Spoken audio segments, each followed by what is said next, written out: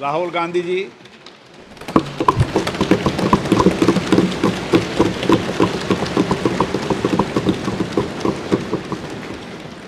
Speaker Sir, I'd like to congratulate you for your successful election. For the second time that you have been elected, I'd like to congratulate you on behalf of the entire opposition, on behalf of the India Alliance. Speaker Sir, this House represents the voice of India's people. And you, Speaker Sir, are the final arbiter of that voice. Of course, the government has political power, but the opposition also represents the voice of India's people. And this time, the opposition represents significantly more voice of the Indian people than it did last time. Speaker Sir, the opposition would like to assist you in doing your work. We would like the House to function often and well. Speaker Sir, it is very important that cooperation happens on the basis of trust. It is very important that the voice of the opposition is allowed to be represented in this House.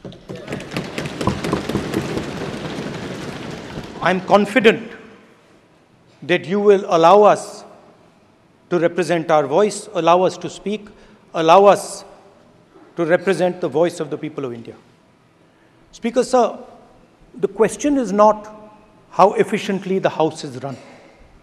The question is how much of India's voice is being allowed to be heard in this House.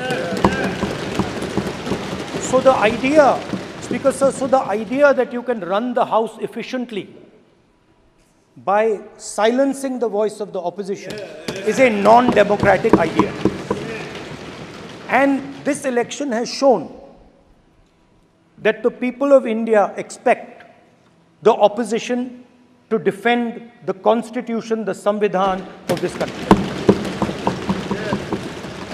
And we are confident that by allowing the opposition to speak, by allowing us to represent the people of India, you will do your duty of defending the Constitution of India. I'd like to once again congratulate you, Speaker Sir, and also all the members of the House who have won their election. Thank you very much. Shri Akhilesh Yadav ji.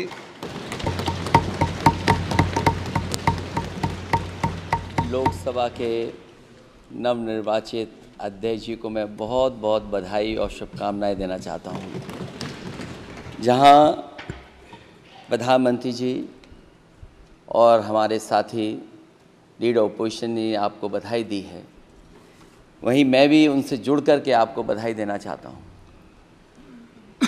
आप इस सदन के speaker दोबारा चुने गए हैं। आपके पास 5 साल का जहां अनुभव रहा है, वहीं आपके पुराने और नए सदन का भी आपको अनुभव रहा है।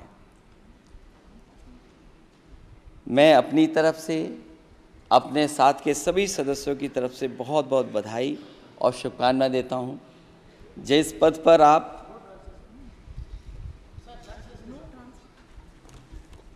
जिस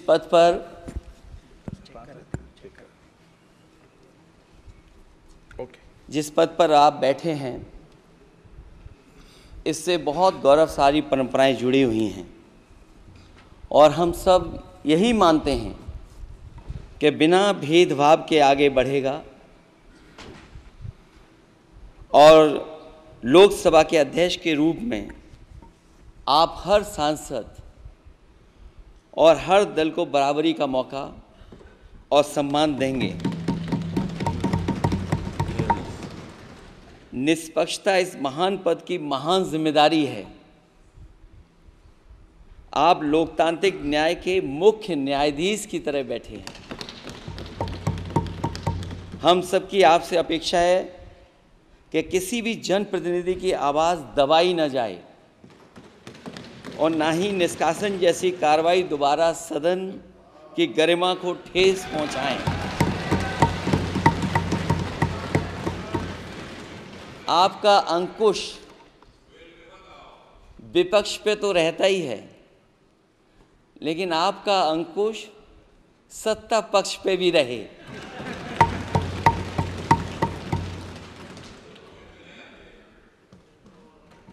अध्यक्ष महोदय, आपके इशारे पर सदन चले, इसका उल्टा न हो। हम आपके हर न्याय संगत फैसले के साथ खड़े हैं। मैं एक बार फिर आपको इस अध्यक्ष पद पर बैठने के लिए बहुत बहुत बधाई देता हूं। मैं सदन में पहली बार आया हूं, ये नए सदन में। मुझे लगा कि हमारे स्पीकर की कुर्सी बहुत ऊंची होगी, क्योंकि मैं जिस सदन को छोड़ के आया हूं, अध्यक्ष जी, उसकी कुर्सी बहुत ऊंची है। उस समय भी मैं अध्यक्ष जी किसको कहूं कि ये कुर्सी और ऊंची हो जाए। जहां ये नया सदन है, वही मैं आपकी पीठ के पीछे देख रहा हूं, पत्थर तो सही लगे हैं, सब कुछ अच्छा लगा है, लेकिन कुछ दरार में मुझे कुछ सीमेंट अभी भी लगा दिखाई दे रहा है। अध्यक्ष महोदय, मुझे उम्मीद है कि आप जितना सत्ता पक्ष का सम्मान करेंगे, उतना ही विपक्ष का सम्मान कर करके हमें भी अपनी बात रखने का मौका देंगे। मैं आपको बधाई देता हूँ, शुभकामनाएं देता हूँ, हर तरीके के साथ आपके साथ हैं। बहुत धन्यवाद। हमसे जुड़े रहने के लिए हमारे YouTube चैनल को सब्सक्राइब करें और नई वीडियो की नोटिफिकेशन के लिए बेल आइकॉन को दबाएं।